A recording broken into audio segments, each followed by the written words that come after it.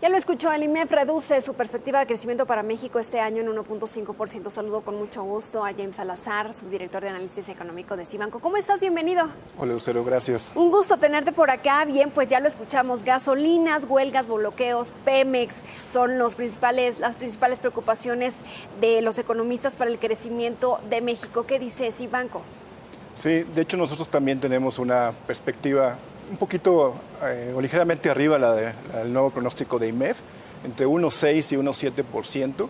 Sí, afectado por los temas coyunturales que se mencionan, como lo del desabasto de la gasolina, las huelgas en Matamoros, el cierre de vías en Michoacán, pero más también por la dinámica que registró la economía en el último trimestre del año y los primeros indicadores que estamos viendo de la presente administración. Nos preocupa la inversión fija, privada y pública, el gasto público propio de un cambio de administración. El primer año siempre es complicado, entonces veríamos ajustes a la baja muy probablemente, y el sector externo, que lo más probable es que estemos creciendo con tasas positivas, pero menores a 2 dígitos.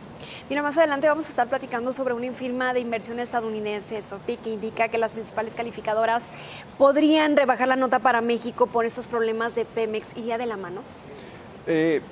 Vemos complicado que la parte de la deuda soberana de México sufra al menos modificación en este año. Okay. No podemos decir lo mismo de Pemex. La verdad es que, como vimos el ejemplo de Fitch, vamos a esperar qué pronunciamiento hace Standard & Poor's en marzo, qué pronunciamiento hace Moody's, pero sí el panorama luce complicado por las implicaciones que tiene para la parte de las finanzas públicas. Pero por el momento pensamos que la deuda soberana de México no sería modificada o no veríamos ajuste en la calificación de la deuda en 2019. Por otro lado, se tienen expectativas de lo que pueda anunciar próximamente la Fed y Banxico. Aquí en México, regularmente Banxico toma decisiones a los movimientos de política monetaria conforme lo hace la Fed, pero independientemente de la decisión de Estados Unidos, aquí en México se podría esperar que haya una baja.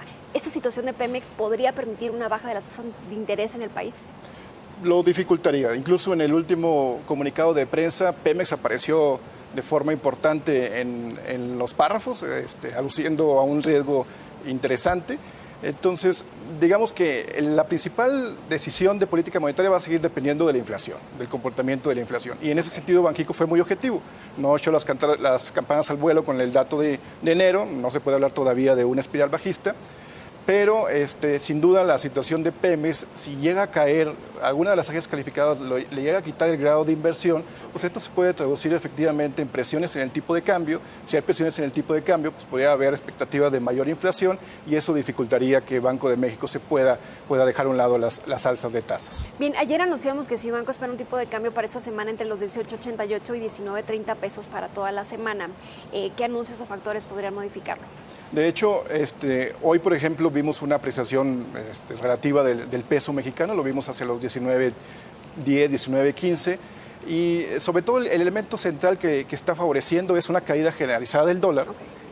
Producto sobre todo de lo que va a suceder mañana con la publicación de las minutas de la última reunión de la FED. Ahí vamos a ver dos palabras que les ha gustado a los mercados, que es paciente y flexible. Paciente con relación a subidas próximas de tasa de interés, y flexible lo que tiene que ver con el balance de activos. Entonces, si lo más probable es que las minutas confirmen que la discusión se centró en eso, y eso le podría dar todavía un poco más de aire al peso para seguir apreciándose y de perdido acercarse hasta los 19.05 al final de la semana. Para algunos analistas se moderaron los precios en el mes de enero. ¿Qué perspectivas tienen para la inflación en febrero y el resto del 2019? Sí, achacamos un poco la baja en la tasa anual de enero a factores coyunturales.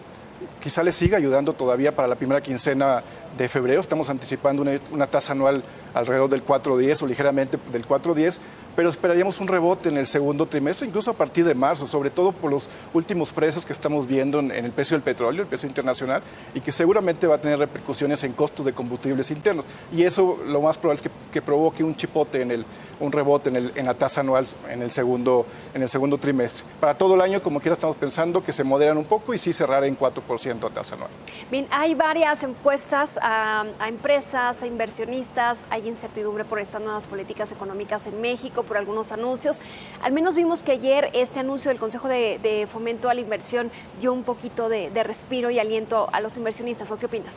Sí, la verdad es que después de los últimos ataques que ha habido desde el gobierno federal a empresarios, es una muy buena noticia y la noticia todavía es más importante por el tema que buscan revertir, que es la inversión pública y privada. La verdad es que la principal razón por la que el crecimiento de México en los últimos años ha sido bajo es explicado en gran parte por los bajos niveles de inversión. Entonces, este tipo de noticias como este consejo asesor es útil. Digo, vamos a ver cómo va a funcionar, si en la práctica sí tiene, la operación es relativamente sencilla, pero sí es una buena noticia en el sentido de buscar recuperar niveles adecuados y óptimos para México de inversión. James, muchas gracias por la comunicación, por tu visita. Te vemos más adelante. Gracias a ti, Lucero. James Salazar de Cibanco.